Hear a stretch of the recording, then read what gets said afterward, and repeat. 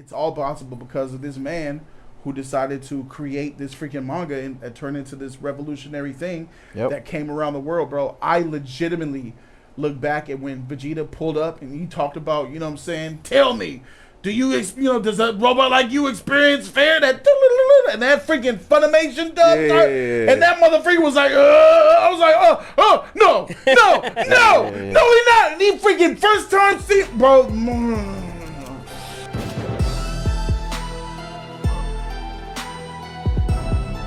Thank you guys so very much for being here.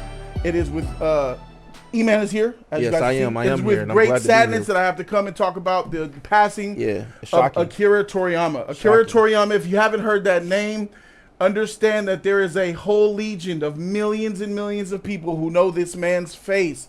Oh, if you don't know the face, you knew the name. If you don't know the name of this man, you know this man's product. Facts. You've heard of it somewhere. You've seen that viral image of the black kid going Super Saiyan. You saw that shit.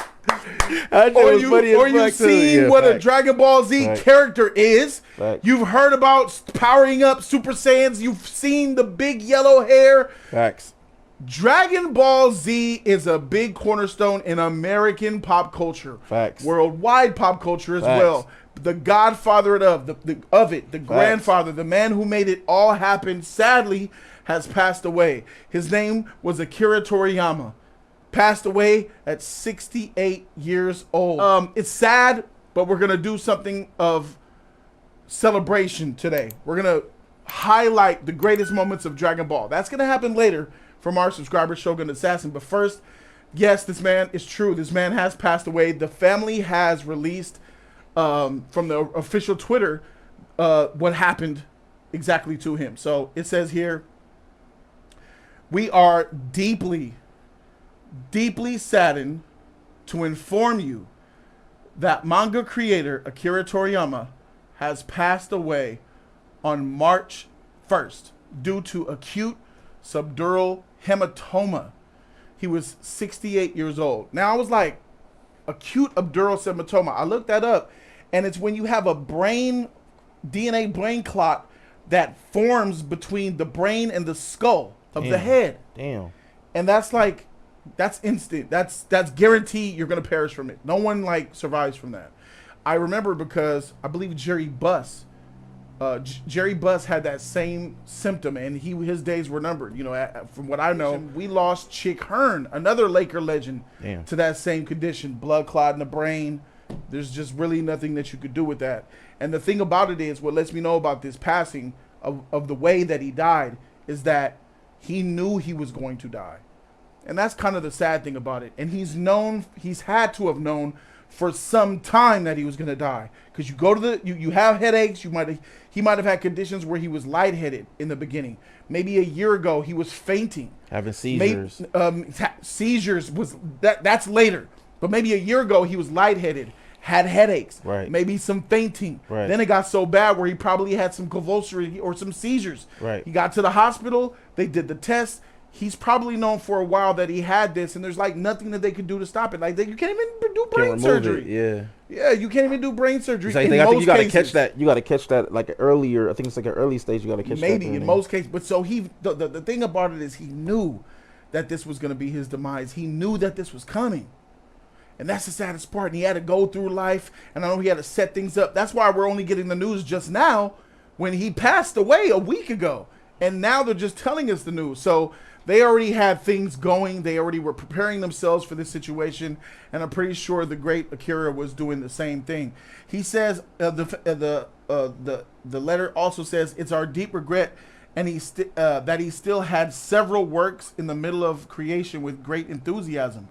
Also, he would have many more things to achieve, and that like completely contradicts what I had just said. Like he had all these things happening, which means even though he knew after his diagnosis that this is the case, he still didn't stop working. And that's incredible. Still was making it happen. Yeah, that's incredible right there, because that shows you still have more achievement to do. You know what I'm saying? You want to make things keep going. I mean, like, even though like this is happening to me, I still got to keep giving my fans, my baby, more love. You know what I'm saying?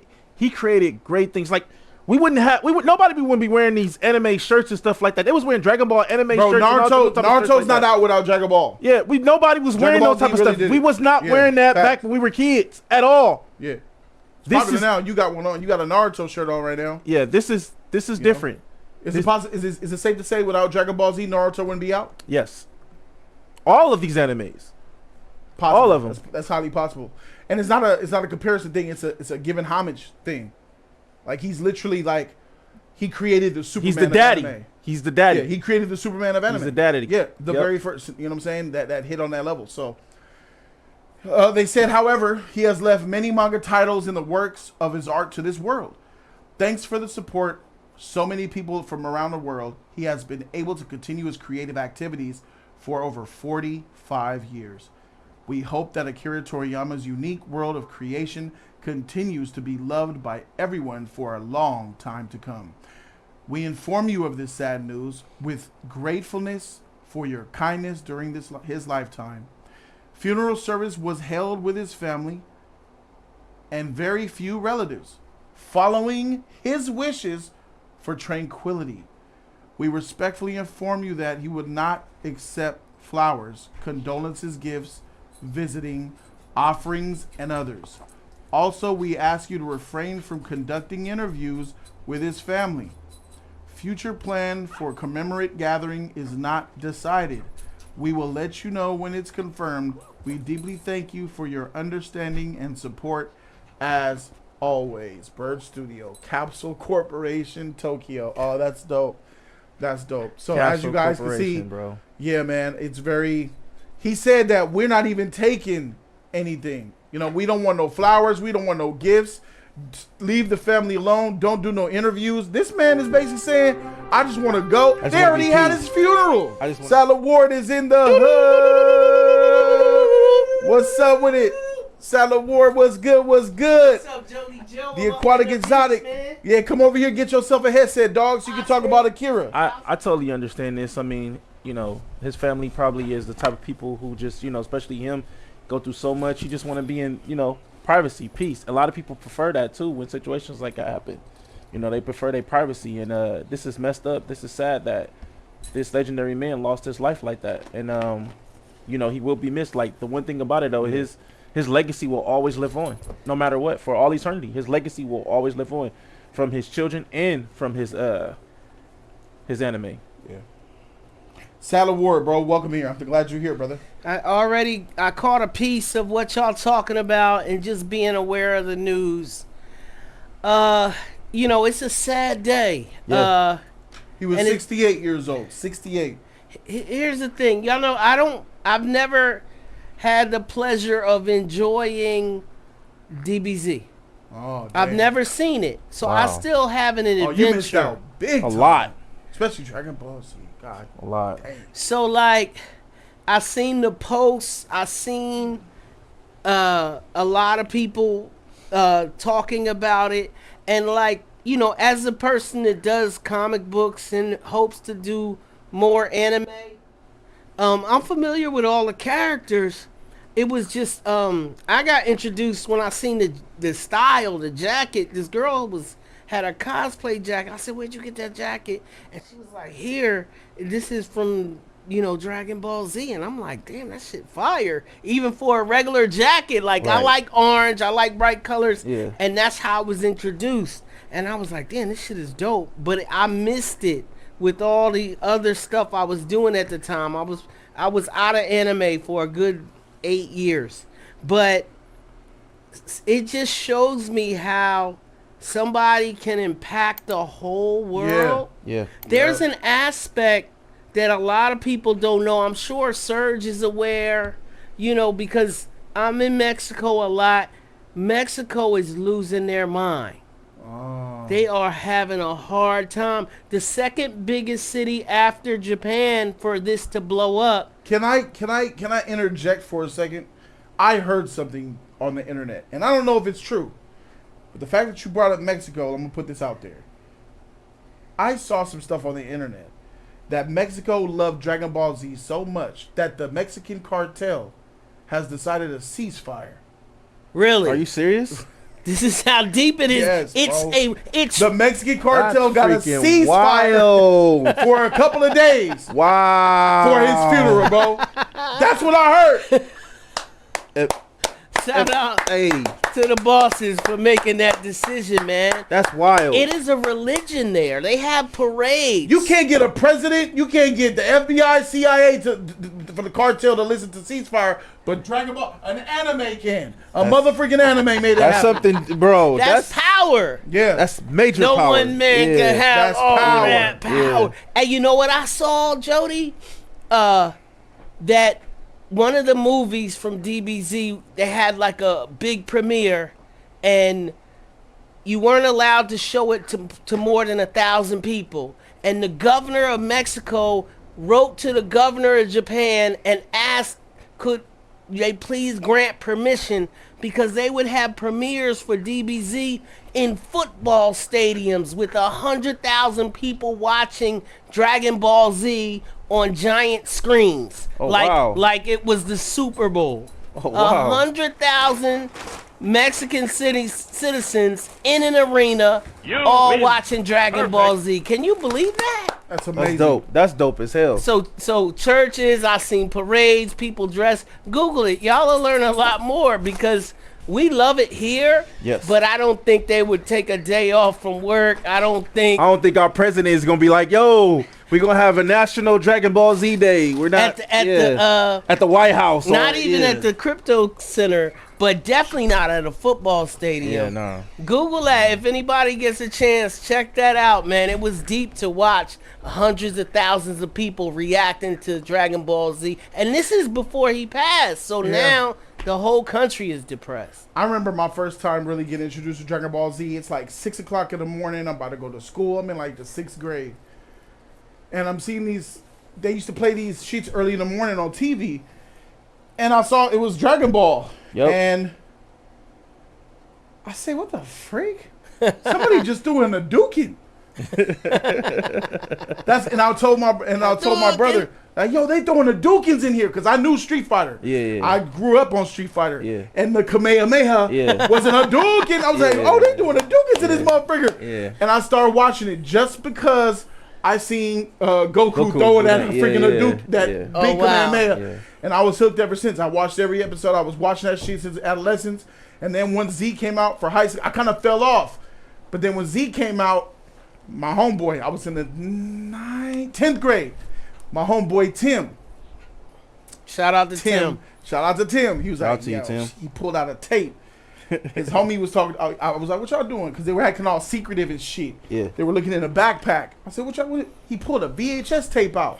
He was like, yeah, here's that tape you wanted. He was like, keep looking out. I've been waiting on this. I said, what you waiting on? What the freak is that? Some porn? What's that? Some big booty and BBLs? What's some booty talk 60? He was like, nah, this Dragon Ball Z. He was taping the dub, the sub from Japan. Because back then, you had to watch that shit when it aired in Japan. And then you had the VCR and you would dub the tape, and he was slaying the tapes to his boys. Oh, that's sick. And you had to buy it if you wanted it. Yeah. He had to buy it. I knew that. That was so. He was hustling. He was hustling. You Yeah. want the Dragon Ball Z? I On got the you. PE field, on the PE field at Dorsey, bro. That's I'll never funny. forget it. That's I was funny. like, dang. He was like, yeah, I do. I said, what the freak? Oh, them. I remember them when I used to freaking you guys used to watch it. Yeah. Oh, for sure, it's time. During that time, Majin Buu was out. Majin Buu was first being introduced, so it was already after the Cell saga. That was big. Yeah. That was big. Yeah. And I was in high school at the time, so then he started bringing these pictures and yeah, I have no idea the dedication. This fool would have he would make posters the size of like a 40 by 40. He would do it and I'm looking at this poster, he taped individual sheets of paper together to make the whole poster, and he used all his ink up just to make a Super Saiyan. And he would sell that shit at school and people would buy it. You told me this. Shout out to a hustler, That's bro. Shout out to that hustler. He was hustling real. Hey, I know what y'all like, right? Bro, when I was in 9th grade, 10th grade, when I was in 10th grade, lunchtime, go to the library, we just go to the computers, DragonBallZ.com. Just to look at the images. I used to idolize that's what I did. Like the video games we on the all computer go on too. there like nerds to look up DragonBallZ.com just so I can see his face. That right there is my favorite iteration of my favorite character, Vegeta. That is Super Saiyan. That's ascended Super Saiyan Vegeta once he went out of the hyperbolic time chamber for the first time and ascended on a level beyond that of a Super Saiyan. At this point in time, Super Saiyan was to be the ultimate peak of what you could be. If you could be the legendary Super Saiyan, then you have reached ultimate heights. Like, you're the greatest of all time. Vegeta was a prince, but he at the same time became a Super Saiyan after Kakarot did. And that infuriated him. And once he and this is when they decided, that's when they had I'll never forget it. Goku was coming out of his heart attack, and it was so good to see him. He was on the beach. Yeah. But he had a serious look on his face. And they were like, Goku, we need you. I'm so glad you're good. He was like, yeah, it's time to train. There's a real evil out there. I said, but Goku, they were like, you're already a Super Saiyan, Goku. He said, I know there's something that I feel. I can go beyond that of a Super Saiyan. and he says, if I know Vegeta, he knows it too. Facts. I was like, oh man, shoot. And sure enough, Vegeta knew too. And then he went, trained, and blah. That's called an Ascended Saiyan. It's between Super Saiyan Gen 1 and Super Saiyan Gen 2. That look with that costume, that armor, that hair, that is iconic Vegeta to me. That's my Vegeta. And Dragon Ball Z is the reason why I even watch anime to this day, bro. Dragon Ball Z, I am a product of that. I'm a kid who didn't really get into the ultra nerdy shit at a young age, but even, bro, I even remember gangbangers, my nigga, was watching Dragon Ball Z, bro. Facts. People in the hood was watching Dragon Ball Z. My homie, when I was a kid, bro, I used to, from fighting and shit, he wanted me to slow down. He told me to watch Dragon Ball Z. He was like, you need to watch this. I said, I'm not watching this shit. He like, bro, trust me. And ever since when he told me that, I was hooked. I was hooked. Yeah. Not knowing though that in reality, when I was a kid, I was watching Dragon Ball, but I was hooked at Z. Z was it. For real. Z is the peak. Z was hit. I believe that's like the peak. So all these amazing things that we can talk about and discuss, it's all possible because of this man who decided to create this freaking manga and turn into this revolutionary thing that came around the world, bro. I legitimately look back at when Vegeta pulled up and he talked about, you know what I'm saying? Tell me, does a robot like you experience fear? And that freaking Funimation dub, and that motherfucker was like, I was like, no, he not. And he freaking first time see, bro. Oh, that shit. The tingles, body. Yeah. Seeing him turn Super Saiyan, bro, when no one expected it, he just pulled up like he freaking owned the world for a second. He was just talking He was shit. the strongest, too. Bro, he was even stronger than Goku. That Super Saiyan transformation, bro, to this day, bro, has to be greatest moment in anime. Fool made a crater. He made a straight crater by his power. And once he freaking goes motherfucking Super Saiyan, bro, you get to hear this shit. I am the Prince of all Saiyans once again. This is for you, Kakarot. Rest in peace, Akira Toriyama, bro. Legend. Rest in